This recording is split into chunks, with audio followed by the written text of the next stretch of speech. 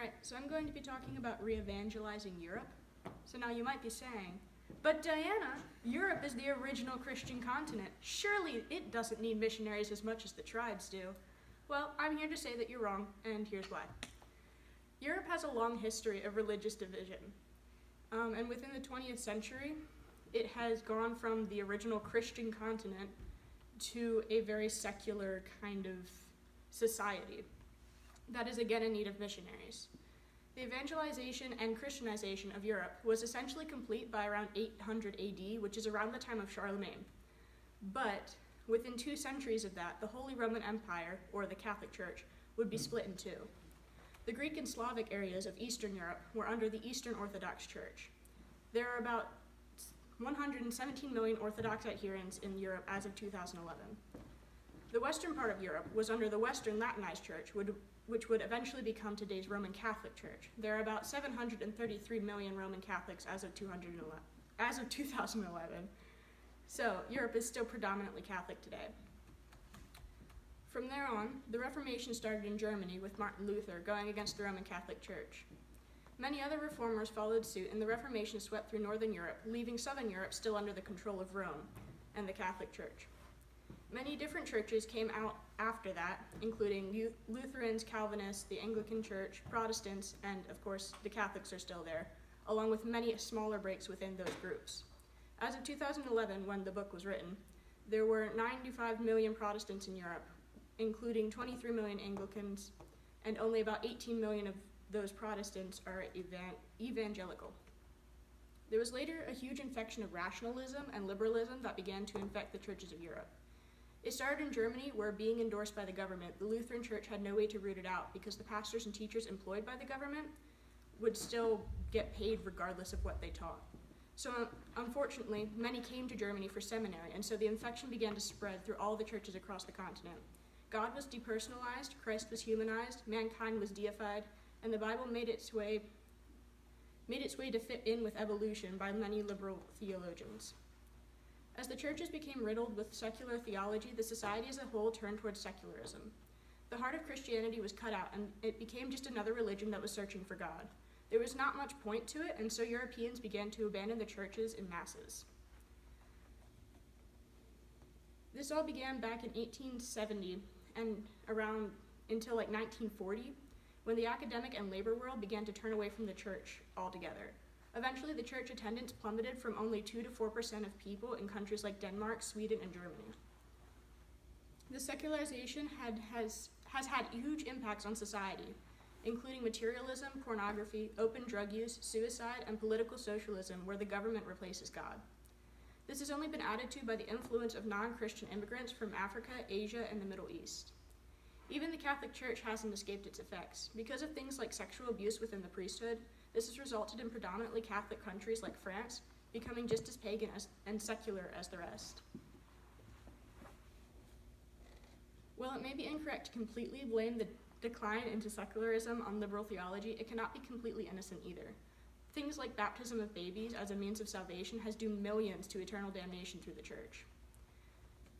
Another contributing factor to the secularization was the 2 world wars, because supposedly Christian nations, like the US and England, couldn't stop Hitler from doing what he did to the Jews and other people that he didn't like. Many church leaders, both Protestant and Catholic, supported the fascist leaders in Germany and Italy until it was far too late. All that, on top of the horrors of the Holocaust and the physical destruction of many churches, has had a huge impact on Europe as a whole. The popularity of communism after the wars led to many to fall away from religion and turn to intellectualism and atheism instead, because of the strong use of propaganda. There was a Vatican Council in 1962 to 1965, which ended up portraying the Catholic Church as the church that doesn't change. This caused many young Catholics that didn't like traditionalism to turn away from the church and religion altogether because of that mentality. The current situation is this. For the first time in history, there's essentially religious freedom in most of Europe. Despite the decline of state churches, evangelicals are growing at a rate of 1.1% annually and comprise about 2.5% of the population of Europe as a whole. Evangelical seminaries and Bible schools are full, while liberal institutions are empty. Along with the growth of evangelical numbers in the old line denominations, new evangelical churches are attracting young people as well. The percentage of evangelicals as of when the book was written are as follows. In Northern Europe, Ireland, Norway, and Finland are the most encouraging, with 8.4% of the population being evangelicals, and 12%, Ireland and Norway are 8.4%, and 12% for Finland are evangelical Christians. While Austria, which is down below Germany, has only a dismal 0.5% due to extreme persecution from the Catholic majority. For the first time in centuries, Southern Europe is hearing the gospel. The southwestern part of Europe, including Spain, Portugal, and Italy, has been predominantly Roman Catholic since the Reformation, with very little religious freedom because Roman Catholicism obviously came out of Rome. Since then, Portugal has had the highest amount of evangelicals, with around 3% of the population professing the evangelical faith. On the other hand, Greece and Macedonia are dominated by Greek Orthodox Church, which, as a state church that tolerates no evangelical believers, leaves their population at a dismal 0.4% evangelical, meaning that the first countries that Paul ministered to are again in desperate need of missionaries who are carrying the gospel for them. Only about 150 missionaries have succeeded in living in Greece, and many of them have been imprisoned for their faith and sharing it. In Eastern Europe, the communist takeover after World War II resulted in the growth of persecution of Christians. Countries like Hungary and Romania, who had a strong evangelical presence before communism, continued to experience growth. However, there was almost no spread of the gospel in areas that didn't have a presence of evangelicals before communism, and since there were no missionaries allowed in Eastern Europe, that didn't really change much, although some missionaries were allowed to stay unofficially on tourist visas. Of the 7 Eastern European countries with a Catholic majority, Hungary has the largest, with 3% counted as evangelicals, and the lowest is Poland with only around 2.5%, or 0.25% evangelicals.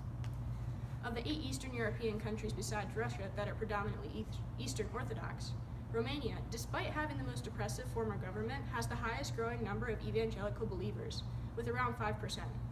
Bosnia, on the other hand, is a predominantly Muslim country, at around 60% of the population being Muslim. And with 1.4 million Catholics and Orthodox, they have only a few thousand evangelicals, leaving it at the lowest percentage in this area. More recently, however, with the collapse of the Soviet Union in 1990 to 91, there became unprecedented opportunity for missionary and evangelistic opportunity in Eastern Europe. And despite having some bumps along the way, many churches have been reopened, and people were turning from atheistic Marxism to religion by the millions. For a long time, there have been only a few missionaries to parts of Europe. In 1963, there was a book published called Let Europe Hear, written by Robert Evans, who was a soldier that had been stationed in Europe during the World Wars. This book challenged people to realize that Europe had become one of the neediest mission fields in the world. It would seem that his challenge was heard, as a number of North American missions and missionaries have multiplied. In 1961, there were only around 400 missionaries to Europe as a whole, but by 1972, the number had more than quadrupled to 1,871, and then it doubled again in 1985 to 3,862. It reached 5,000 by 1988 and 9,961 by 1993, with an additional 1,073 to former Soviet countries. By the early 2000s, it had grown to over 16,000 missionaries from over 500 agencies. All of Eastern Europe had only 440 missionaries in 1985, most of whom were from Western Europe. And aside from sending missionaries, some other ways of penetrating the Iron Curtain that didn't allow missionaries included missionary radio, Bible smuggling by itinerant missionaries, tourist and short-term missionaries. Mailing New Testaments from India was also especially favored because of the trade agreements there. Now that the Iron Curtain has broken up, though, the Soviet Union collapsed and the fall of communist governments in Eastern Europe, there is a completely new situation of openness to Western missionaries and the spread of the gospel. The re-evangelizing of Europe is not just a mop-up job, though, and we are only just starting to do something about it. Great areas of Europe are post-Christian, and much of the still committed Christian remnant also need to be re-evangelized, as many of the Christian areas haven't had much meaningful exposure to the biblical Christianity for several generations. The neediest area by far is Southern Europe, where 12 countries have 0.5% or less evangelicals, and 5 major countries have only 1% or less. There are major peoples with Christian tradition, but very few evangelicals. On top of that, There are now huge amounts of Muslim ethnic groups in Europe, along with an estimated 250 unreached immigrant groups. Most unfortunate of all is that the young people of Europe as a whole seem pretty uninterested in Christianity and find it rather irrelevant, instead favoring the New Age spirituality and the occult. Essentially, there can be no denying that Europe needs the gospel. So to conclude, I hope that I have proved to you that while generally considered a continent full of modern societies, Europe over the past few centuries has become one of the most needy mission fields in existence. And while it might not be in the tribal setting that most people think of when they hear about missions, it's still the same problem of spiritual darkness with the same solution as Jesus. Thank you for listening.